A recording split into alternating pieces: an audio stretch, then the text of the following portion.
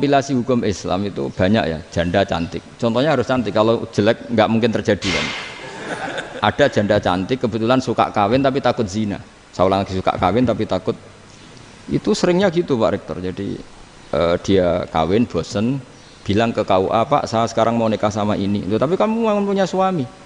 Ya tapi kan nggak tercatat Pak. Itu KUA-nya rata-rata itu nggak berani. Meskipun nggak tercatat, karena secara fikih meskipun nggak tercatat tetap dia seorang perempuan yang bersuami, maka nggak boleh nikah sama orang lain. Tapi secara hukum santri nggak bisa dong menikahkan perempuan sing dadi zaujin yang punya suami. Jadi ini barokahnya kerjasama yang baik. Jadi di masyarakat itu tertanam didikan kiai nggak boleh nikahkan perempuan yang bersuami, tapi di KUA ngikuti hukum formal. Dan di Indonesia itu KUA itu rata-rata konsultasinya ya sama kiai, sehingga ya nggak berani akhirnya, meskipun aku ya mlebu rokok mbak gak iso. Dan itu banyak.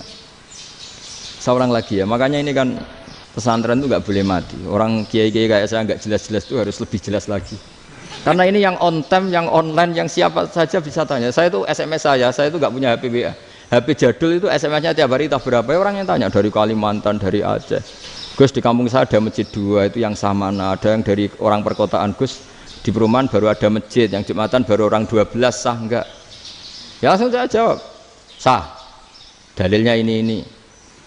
Ya sudah, nah, tapi kata Imam Syafi'i gini harus orang 40, itu madzhab Syafi'i, dalam madzhab yang lain gini-gini. Itu kalau tanya rektor itu kan ribet, masuk ajudan dulu, asisten dulu, panjang.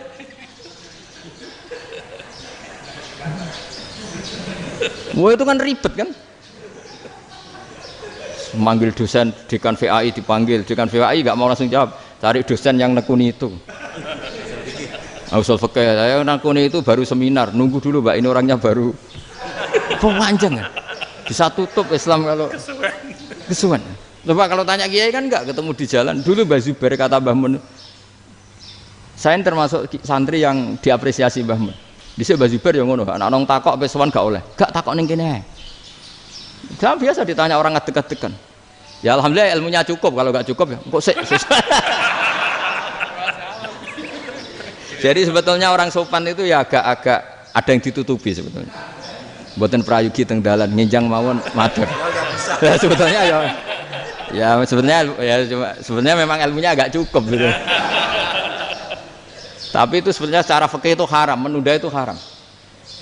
Ya haram tuh, coba bayangkan ya, kalau tanyanya sekarang, Gus saya ini sudah keluar darah 1 bulan penuh, padahal normalnya hanya 6 hari. Saya nanti sholat enggak? Kalau nginjang mawon dugi kula, berarti kan hari ini belum ada keputusan. Sholat apa enggak kan?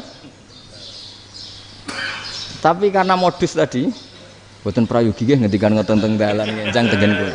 Itu kemungkinannya 2, sopan atau goblok, itu saja. Kayaknya kalau sopan enggak lah. Kayaknya enggak lah kata. Karena secara fikih itu jelas haram. Bagaimana mungkin sesuatu yang harus dipraktekkan nanti duhur dijawab besok, berarti duhur, asar sampai subuh belum ada jawaban, berarti enggak ada sholat kan? Makanya dibutuhkan orang-orang alim yang kultural seperti ini, dan NU menghormati kultural. Tapi Mbah Mun juga sangat menghormati Islam formal, karena tadi produk-produk formal itu bisa dilembagakan oleh negara, dan itu kita ikut untung gitu. Makanya Mbah Mun itu kalau punya tamu KUA, punya tamu polisi sampai pejabat itu. Kenapa saya contohkan KUA? Supaya jangan kira seperti pendapat orang-orang hasud, wah mesti ya disolani presiden senang, menteri senang. Enggak juga, sebenarnya semua kiai itu mulai KUA sampai polisi, polsek, polres itu senang semua. Karena sama-sama diajak mengawal bangsa ini, diajak mengayomi semua masyarakat. Tapi kadang-kadang masyarakat ngeritiknya, jenenge kiai disolani menteri ya seneng presiden. Padahal yang sowan kiai itu ya mulai KUA, Kapolsek, kepala desa, RT, mudin. Itu mudin kalau tanya ya lucu-lucu. Gus kalau nate nyembelih pitik kemanian, pitike gede man. Akhirnya wis ngerti nak kemanian langsung tak sembelih meneh. Terusane ku sah ta ora. Ribet. Ya tak jawab, lah pitike pas iku jek urip ta ora? Terus urip Gus. Wis sah cara madzhab Malik kerja urip. Karena itu ada perdebatan antara madzhab Malik dan madzhab Syafi'i. Nah cara Imam Syafi'i itu agak ketat. hewan yang punya kehidupan sudah muttoribah, misalnya ayam jago, contohnya harus jago, karena kalau ayam kecil diikhlaskan haram. Jadi yang cilik wae kan gitu. Fikih itu ya, fikihnya orang Indonesia itu pecundang. Kalau ayam kecil nggak ditanyakan, mate ra wis. Kalau jago, jago ditabrak truk kejet-kejet. Andai kan nggak disembelih pun mesti mati. Itu cara madzhab Syafi'i itu haram. Karena penyembelihan ini tidak menjadi penyebab kematian, tapi memang karena kecelakaan tadi. Tapi cara madzhab Imam Malik enggak. Andai kan nggak disembelih, matinya kan 2 menit lagi atau 1 menit lagi. Andai kan nggak disembelih, berarti mati sekarang itu bawaan pisau apa bawaan kecelakaan? Ya sudah halal gitu caranya. Nah akhirnya ya saya bilang ya sudahlah kita semuanya Malik. Jadi cara debat, cara Imam Syafi'i enggak, cara berpikir itu sudah tidak kehidupan yang normal. Yang dimana-mana penyembelihan itu mematikan yang hidup normal. Jadi agak ketat. Sehingga dalam contoh kemanian, kalau dalam bahasa Jawa nyembelih agak sempurna terus pesonya jatuh atau apa itu, kalau pakai madzhab Syafi'i agak kesulitan. Jadi kalau madzhab Malik asal diselesaikan secara fauron dan juga sebagian madzhab Syafi'i itu halal. Nah orang mesti tanya gitu, Gus, wedhusku tabrak truk, eman Gus kejet-kejet. Nak pitik cilik ra ditakokno.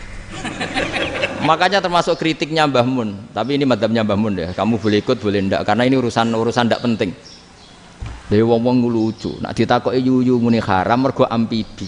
Yuyu ngerti sampean? Yuyu nggih. Tapi nak ditakoki kepiting muni halal. Mergo nak yuyu haram gak eman, nak kepiting eman. Padahal alasannya coba, kenapa yuyu haram? Karena amfibi kan, bisa di air. Pertanyaannya, kepiting seperti itu ndak? Nah, tapi kepiting kalau haram kan eman. Karena besar kan. Kalau yuyu silahkan haram kan itu.